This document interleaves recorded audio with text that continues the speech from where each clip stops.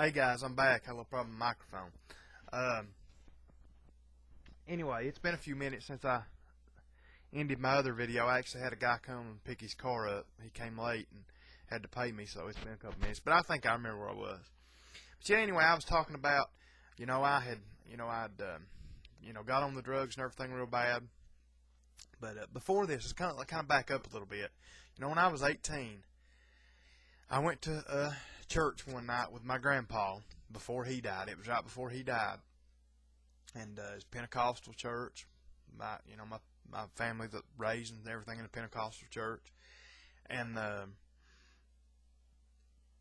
this is one reason today I'm always weary when people, which I agree with the deal about you just don't do an altar call. You just don't do a walk up an altar and say you want to be saved and you're saved. I agree with that. And this is one reason that I think it's dangerous. I mean,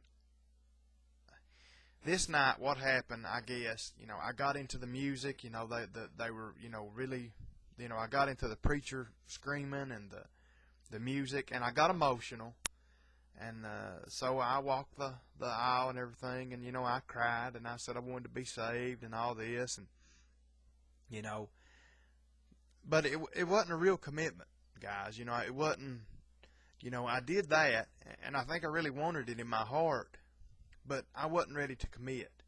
I didn't make the commitment to God. And I like to put that out there. A lot of people that get saved or claim they get saved under real emotional circumstances. That's the reason I always are kind of weary of that. But anyway, so here, I was saved or thought I was saved. But I ended up getting into the drugs and everything, and but like I said, we'll kind of skip past that. Okay, finally, I get off the drugs, and the Lord, like I said, the Lord is really speaking to me at this time. So, I quit with the drugs. I make the commitment to God. I get serious with God. And actually, I had to, I was coming back. Me and my dad had been driving around. And actually, this was after I had quit the drugs. And I was still having some problems. No physical problems, but, I was just, I was a wreck. So we would get out some evenings and just drive around, ride around in the car, and just talk. And I just got to that point, I got to the low point to where I couldn't stand it anymore. And we were coming back, and I'll never forget. It was like somebody shined a 20 million candle power light through the windshield of this car, and this was in the daylight. There was a bright light and warmest feeling I've ever had. And I cried out to God, and I said, God, you got to take this. You got to do. You got to do this. You got to save me. You've got to save me, and I can't do this on my own. So please, God, save me. Please, Jesus, come and save me. I'll do whatever you want me to do. And that was kind of my salvation moment. And I actually started. Like I said, I got in church, like I should be. And I know a lot of you guys that watch these, you have aversion to churches. I know most of you are from bigger cities and bigger places, and you've had bad experiences with churches. And, I'm not going to get into that because, we've got some churches around here, to be honest about it. I think the pastors are wolves in sheep's clothing, just like, in other places. But anyway. Luckily I found a good church. I found a pastor. My pastor, he, good, a good man. Really loved the Lord.